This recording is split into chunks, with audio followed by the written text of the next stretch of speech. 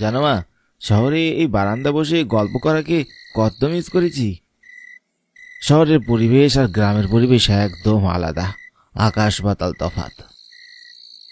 তা তো হবেই রে বাবা।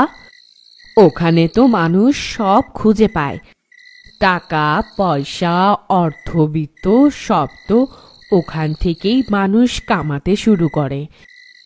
ও জন্যই তো ওখানকার পরিবেশ আর এখানকার পরিবেশের পার্থক্য আছে। ওখানে সবকিছু যন্ত্র আর এখানে সবকিছু প্রকৃতির আশীর্বাদ। তা তুমি ঠিকই বলেছ মা। ওখানে দুটো ভালো উপার্জন করতে পারি বলেই তো এখানে এসে তোমাদের মুখে হাসি ফোটাতে পারি। না রে বাবা, তুই আমাদের কাছে থাকলেও আমাদের জন্য শান্তি। অত অর্থবিত্ত দিয়ে কি করব বলতো?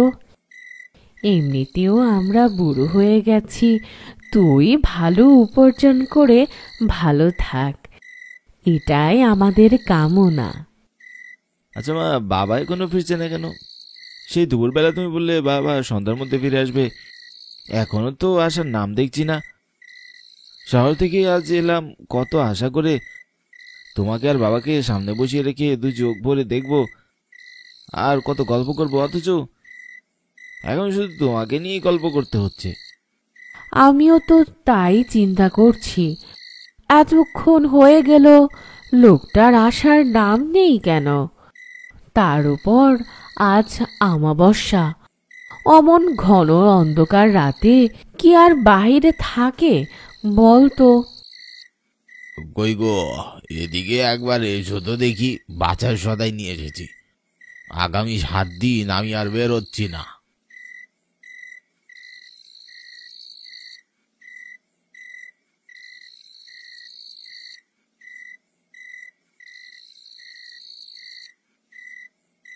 এতক্ষণে তোমার আসার সময় হলো? তুমি বুঝি ভুলে গেছো আজ অমাবস্যার রাত? আরে না গো না, এজন্যই তো এত তাড়াতাড়ি করে বাড়ি ফিরলাম। দেখছো না কেমন হাঁপিয়ে যাচ্ছি। আচ্ছা ঠিক আছে, এসো এসো, ভেতরে এসো। দেখো কে এসেছে। খোকা এসেছে গো, খোকা আজ শহর থেকে এসেছে। তাই নাকি?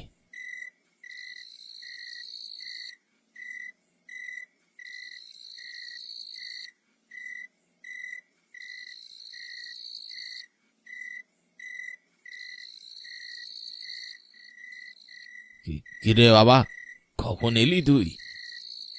এই তো বাবা, এই দুপুরে এসেছি। তুমি এতক্ষণ কোথায় ছিলে? আর বলিস না, আজ তো অমাবস্যার রাত। আজকের পরে আগামী 7 দিন তো এই গ্রামের উপর শনির দশা চলে আসে, তাই সবাইকে নিজের ঘরে থাকতে হয়। এজন্যই পুরো সপ্তাহের বাজার একবারে করে নিয়ে এলাম। এই 7 দিন আমি আর বাইরে বেরোচ্ছি না। ভালো কথা, তুইও কিন্তু বের হতে পারবি না। তখন থেকে কি অমাবস্যা অমাবস্যা করেই যাচ্ছ, কিছুই তো বুঝতে পারছি না। 2 বছর হলো শহরে গেলাম, কই শহরে যাওয়ার আগে তো অমাবস্যা নিয়ে এমন কিছু শুনিনি। কি এমন হলো যে এখন অমাবস্যার এই 7 দিন বাইরে বের হওয়া যায় না? জয়ন্তর বাবা মা একে অন্যের দিকে তাকালেন। জয়ন্ত জীবিকা অর্জনের জন্য শহরে গিয়েছিল 2 বছর আগে। এর মধ্যে গ্রামে কখনো অমাবস্যা নিয়ে তার মা বাবাকে উতলা হতে দেখেনি সে। এবার সে ফিরে তাদের এমন আচরণ দেখে বেশ অবাক হচ্ছে।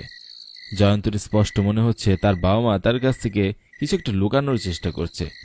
সে প্রায়ই জোর করে তার বাবা মাকে জিজ্ঞাসা করেই বসলো, কি কি হয়েছে বলো তো বাবা?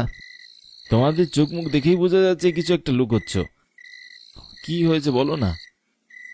দেখ জয়ন্ত, তুই শহর থেকে এসেছিস, আজ একটু বিশ্রাম নে।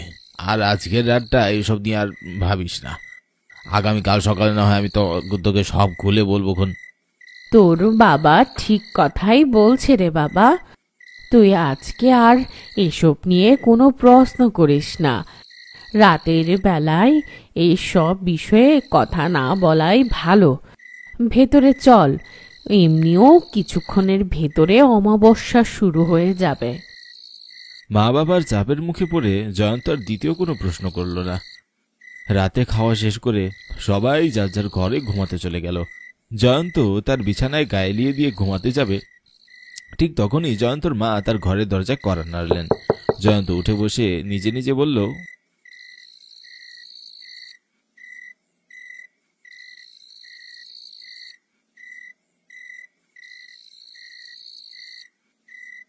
ও মা, তুমি? হ্যাঁ, তোকে দুটা কথা বলতে এসেছি বাবা। হ্যাঁ মা, বলো। আর তুমি বাইরে দাঁড়িয়ে আছো কেন? ভিতরে এসো।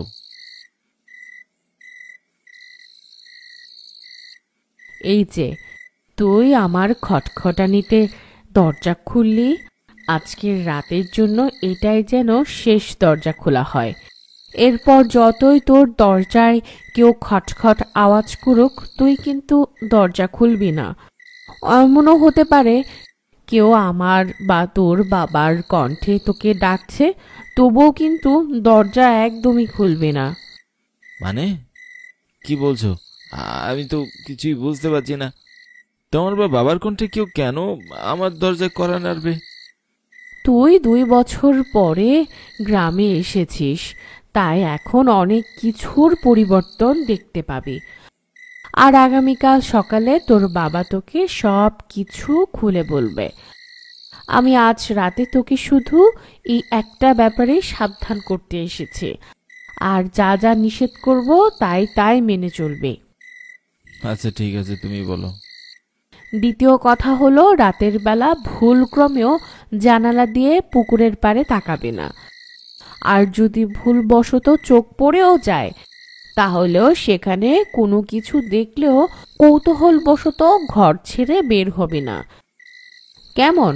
ব্যাস, এতটুকুই ছিল আমাদের আদেশ। এখন ভালো ছেলের মতো দরজা লাগিয়ে শুয়ে পড়তো বাবা। আমি এখানে জল আর জলের গ্লাস রেখে যাচ্ছি।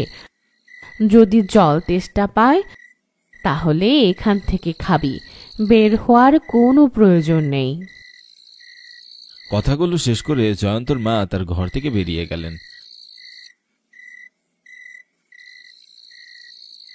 জয়ন্ত দরজা লাগিয়ে খানিকক্ষণ তার মায়ের কথাগুলো নিয়ে ভাবতে লাগলো। মা বাবা যে কেন এমন করছে কিছুই বুঝতে পারছি না।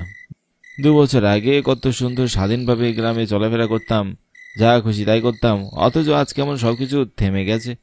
আচ্ছা, মা ওই পুকুর পাড়ে আমাকে তাকাতে নিষেধ করলেন কেন? আর রাতের বেলা আমার দরজায় কড়া নাড়বেই বা কে? আচ্ছা যাই হোক, এখন বেশ ক্লান্ত লাগছে, ঘুমিয়ে পড়ি। জয়ন্ত ঘুমাতে চলে গেল।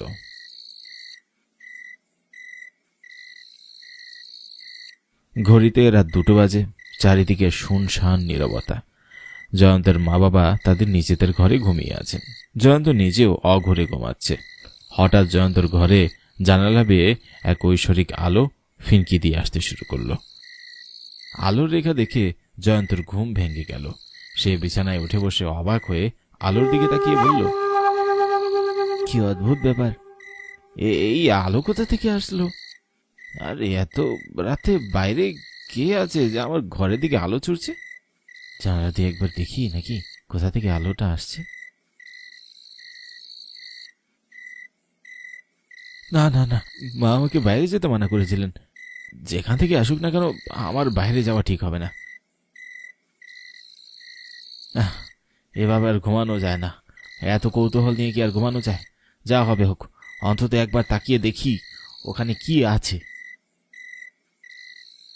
মায়ের নির্দেশ উপেক্ষা করে জয়ন্ত জানালা দিয়ে বাইরে তাকাতেই দেখতে পেল বাইরে ঘোর অন্ধকারের মধ্যেও তাদের বাড়ি সংলগ্ন পুকুর পাড় থেকে একটি আলোর রেখা তার ঘরের দিকে ছুটে আসছে। সে আরো ভালো করে নজর দিতেই দেখতে পেল একটি মেয়ে সে পুকুর পাড়ে বসে আছে।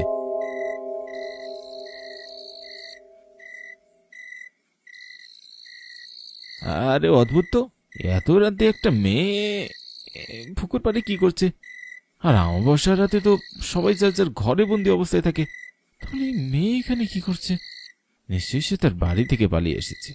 একজন পুরুষ মানুষ হিসাবে এটা আমার দায়িত্ব, একটা মেয়েকে তার বাড়ি অব্দি পৌঁছে দেওয়া। তা না হলে যদি কোনো ক্ষতি হয়ে যায়, পরে তো আমার নিজেকেই অপরাধী মনে হবে। জয়ন্ত এবার তার মায়ের সর্বশেষ আদেশ অমান্য করে নিজের ঘর থেকে বেরিয়ে গেল। সেই ওই আলোর রেখা ধরে ধীরে ধীরে পুকুর পাড়ে এগিয়ে গেল। বাড়ি থেকে পুকুর পাড় অব্দি যাওয়ার সময়টুকু জয়ন্তর মনে হলো কেউ তাকে বারবার বাধা দেওয়ার চেষ্টা করছে। এক অশরীরী শক্তি যেন তাকে মেয়েটার কাছের দিকে এগিয়ে যেতে বাধা দিচ্ছে। সে মেয়েটাকে পিছন থেকে বলল,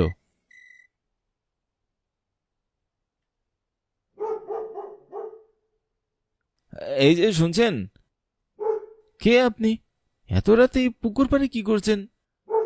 মেয়েটা জয়ন্তর কথার কোনো উত্তর দিল না, এমনকি সে এক চুলও নড়ল না। আরে অদ্ভুত তো, কানে শোনে না নাকি মেয়েটা? কোনো উত্তর দিচ্ছে না কেন?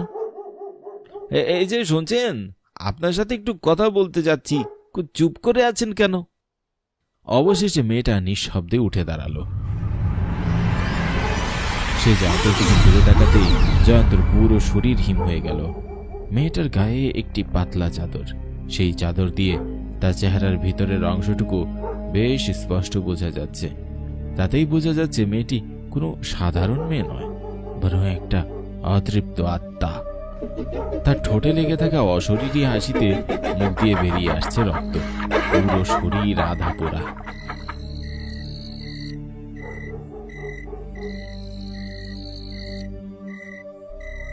মেয়েটা ধীরে ধীরে জয়ন্তের দিকে এক হাত বাড়িয়ে দিতেই জয়ন্ত চিৎকার করে জ্ঞান হারালো।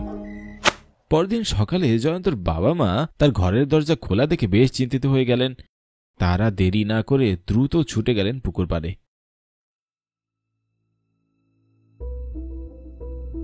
সেখানে গতরাতে জয়ন্তর গায়ে পড়ে থাকা জামা প্যান্ট এক কোনায় পড়ে থাকতে দেখে তার মা বাবা কান্নায় ভেঙে পড়লেন। ও আমার কি সর্বনাশ হয়ে গেল রে, আমার ছেলেটাকেও দিয়ে গেল। বিধাতা, একদিন দেখার আগে তুই আমার মরণ দিলে না। জয়ন্ত রে বাবা, জয়ন্ত তুই ফিরে আয় বাবা। গত রাতে পই পই করে ছেলেটাকে বারণ করেছিলাম। ইস, যদি তুমি ছেলেটার সাথে কালকে থাকতে তাহলে এমনটি হতো না। তোমার ছেলেটাকে তুমি আটকে রাখতে পারতে। খোকা, মানিক আমার। প্রায় 2 বছর আগে জয়ন্তর চলে যাওয়ার পর জয়ন্তদের বাড়ির পাশের এই পুকুর পাড়ে এক মেয়ে আত্মহত্যা করে। তাকে তার বাড়ি থেকে জোর করে বিয়ে দিচ্ছিল। সেই দুঃখ সে না সইতে পেরে পুকুরে ঝাঁপ দেয়। সময়টা ছিল অমাবস্যার রাত। সেদিনের পর থেকে প্রতি অমাবস্যার রাতে মেয়েটি পুকুর থেকে উঠে এসে একটা করে অবিবাহিত ছেলেকে তার সাথে নিয়ে যায়, যার বর্তমান শিকার হল জয়ন্ত।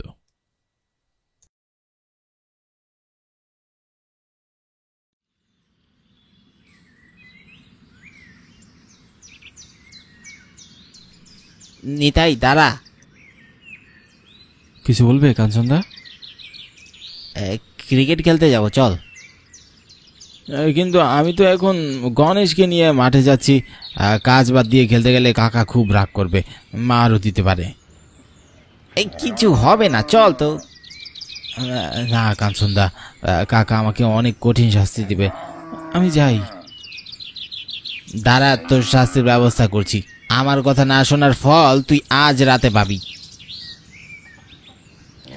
গণেশের গলায় দড়ি ধরে নিতাই তাকে গ্রামের পথ দিয়ে হাঁটিয়ে নিয়ে যায়। কাঞ্চনের কথা না শোনায় খারাপও লেগেছে তার, কিন্তু এছাড়া আর কোনো উপায়ও যে নেই। মা বাবা হারা এতিম নিতাই, আপন বলতে তার শুধু একজন হরণ কাকা। তার বাড়িতে কাজের বিনিময়ে দুবেলা দুমুঠো সে খেতে পায়। পড়ালেখার অনেক ইচ্ছা ছিল নিতাইয়ের, কিন্তু কাকা তাকে পড়ালেখা করতে দিতে রাজি হননি। যদি পড়ালেখা করে তার বাড়ি থেকে চলে যায় তখন বাড়ির এত কাজ সামলাবে কে? এই ভয়ে তাকে স্কুলে কখনো পাঠায়নি তার কাকা। কিন্তু এদিকে তার ছেলে কাঞ্চনকে ঠিকই পড়ালেখার সুযোগ দিয়েছে, কিন্তু কাঞ্চন ঠিকমতো পড়ালেখা না করে গ্রামের বখাটেদের সাথে তাস খেলে রাত দিন কাটায়। মা বাবার কথা মনে পড়ায় চোখ ভিজে আসে নিতাইয়ের। তারা বেঁচে থাকলে তাকে আজ লেখাপড়া করার সুযোগ দিত, অনেক আদর পেত। কেন মা বাবা এত তাড়াতাড়ি মারা যায় নিতাইয়ের? তার মনটাই কেঁদে ওঠে। একমাত্র গণেশই তার মনের কথা বুঝে।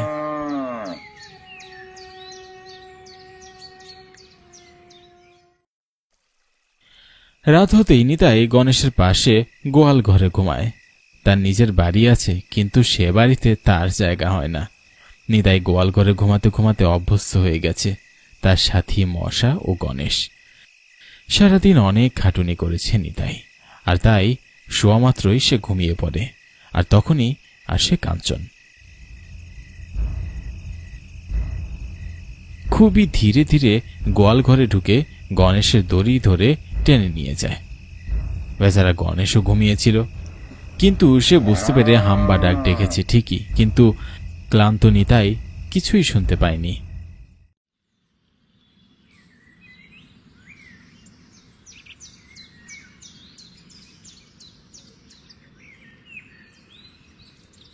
সকালে ঘুম থেকে উঠেই নিতাই খেয়াল করে দেখে ঘরে গণেশ নেই।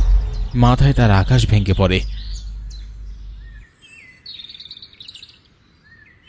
গণেশকে সব জায়গায় খুঁজেও কোথাও খুঁজে পাওয়া যায়নি।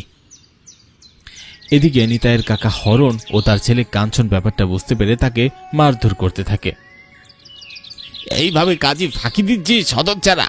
রাতে তোকে গণেশকে পাহারা দিতে বলেছি, আর তুই পাহারা না দিয়ে ঘুমিয়েছিস। তোর জন্য আমার আজকে অনেক লোকসান হয়ে গেল। বল, আমার গরু কোথায় রেখেছিস? আমি সত্যি বলছি কাকা, আমি কিছু জানি না। তুই জানিস না মানে? বাবা, আমার তো মনে হয় গরুটা ও কোনো হাটে বেচে দিয়েছে। তাই হবে, দুধ কলা দিয়ে এতদিন কাল সব পুষেছি। বুঝতে পেরেছি, বাপের জমি জায়গা দেয়নি বলে আমার ক্ষতি করার চেষ্টা করছিলে। না কাকা, আমি এমনটা করতে পারি না। আমার মন আমার দিব্যি কেটে আমি বলছি। চুরি করে আবার দিব্যি কাটা হচ্ছে হতচ্ছাড়া? পেটালেই তবেই তুই স্বীকার করবি। মেরো না, আমি কিছু করিনি। ও কাকা, আমায় মেরো না।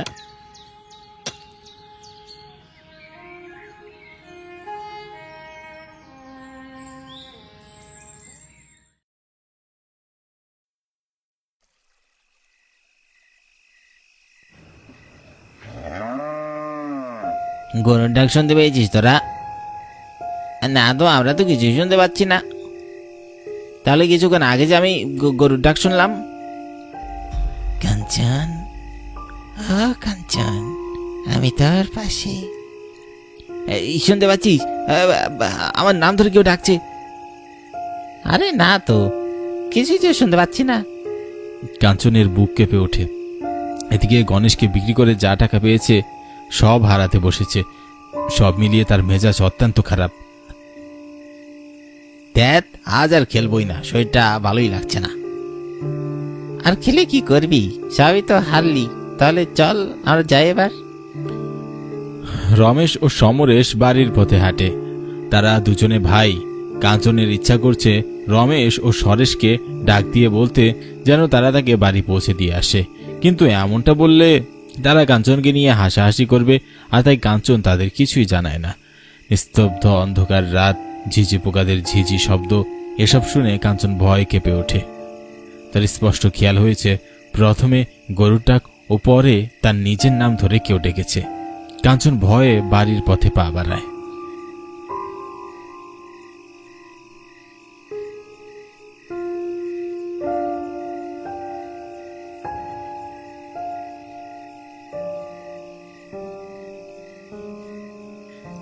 কাঞ্চন রাস্তার দুপাশে গাছগাছালির দিকে ভয়ার্ত দৃষ্টিতে তাকায়। তার কেন যেন মনে হচ্ছে খুব খারাপ কিছু হতে যাচ্ছে তার সাথে। নিজের মনকে কোনোভাবেই সে শান্ত করতে পারছে না।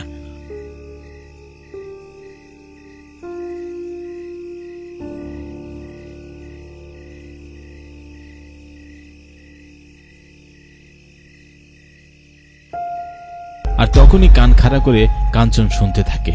পিছনে গরু দৌড়ে আসে। কাঞ্চন চট করে পিছনে ফিরে তাকায়, কিন্তু কি আশ্চর্য, পিছনে কেউ নেই।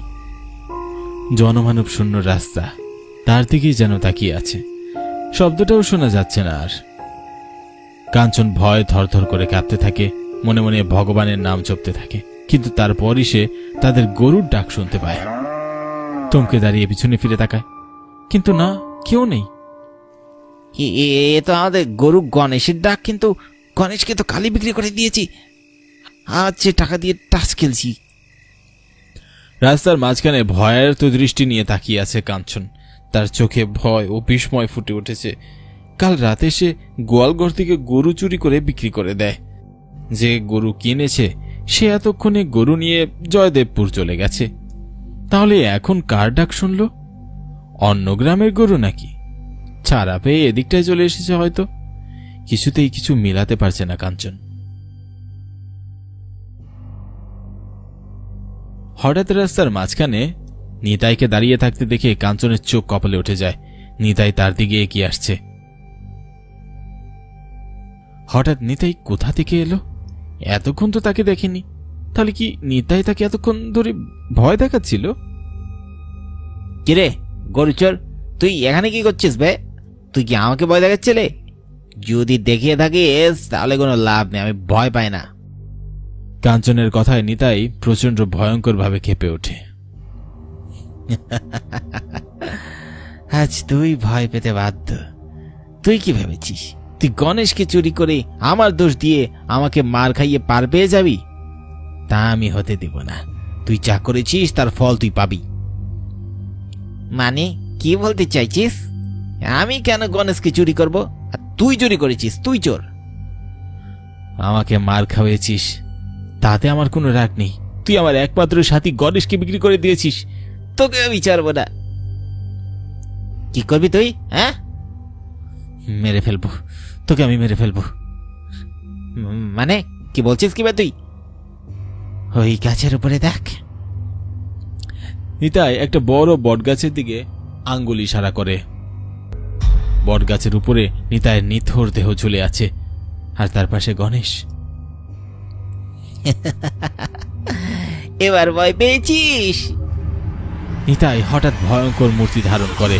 তাকে দেখে কাঞ্চন কাঁপতে থাকে থরথর করে। নিতাই হুঙ্কার দিয়ে ওঠে, মা বাবা হারাই এতিম আমি।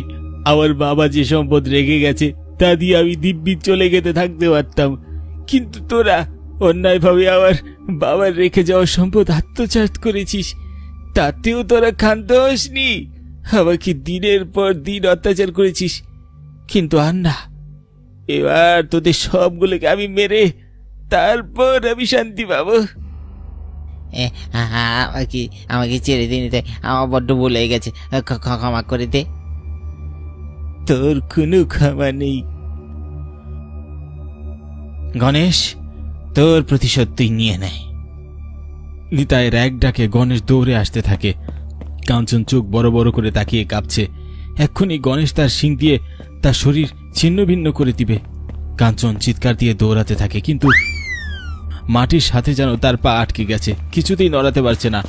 সব শক্তি দিয়ে চেষ্টা করার পরও কাঞ্চন আর আগাতে পারে না। গণেশের দৌড়ের সাথে কাঞ্চন কখনোই পারবে না। কাঞ্চন রাস্তায় পড়ে গিয়ে গণেশের দিকে তাকিয়ে হ্যাঁচড়াতে থাকে। গণেশ তার ধারালো শিং দিয়ে কাঞ্চনের পেটে ঢুকিয়ে দেয়। নিতাইয়ের চোখ জল জল করে ওঠে।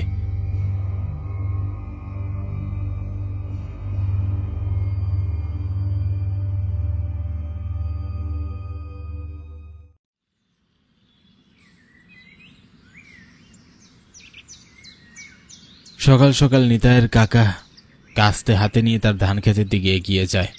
পথে বটগাছের সামনে মানুষের হট্টগোল দেখে সে ভিড় ঠেলে এগিয়ে গিয়ে যা দেখে তাতে তার শরীর কাঁপতে থাকে। নিতাইয়ের নিথর দেহ বটগাছের ডালে ঝুলছে, আর গাছের নিচেই পড়ে আছে কাঞ্চনের রক্তাক্ত দেহ। পাশে গণেশও পড়ে আছে। সবাইকে একসাথে মৃত অবস্থায় দেখে হরণের মাথা ঘুরতে থাকে।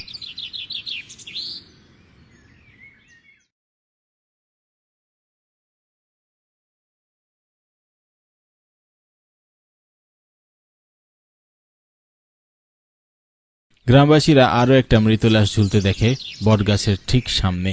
নিতাইয়ের কাকা হরণ গাছের ডালে ফাঁস নিয়ে ঝুলছে। গ্রামবাসীরা মনে করে একসাথে সকলকে হারিয়ে হরণ হয়তো গলায় দড়ি দিয়েছে, কিন্তু সত্যটা তো এটা, হরণ তার নিজের ভুল বুঝতে পেরে গলায় দড়ি দেয়। নিতাইয়ের সাথে করা অন্যায় তাকে কুরে কুরে খাচ্ছিল।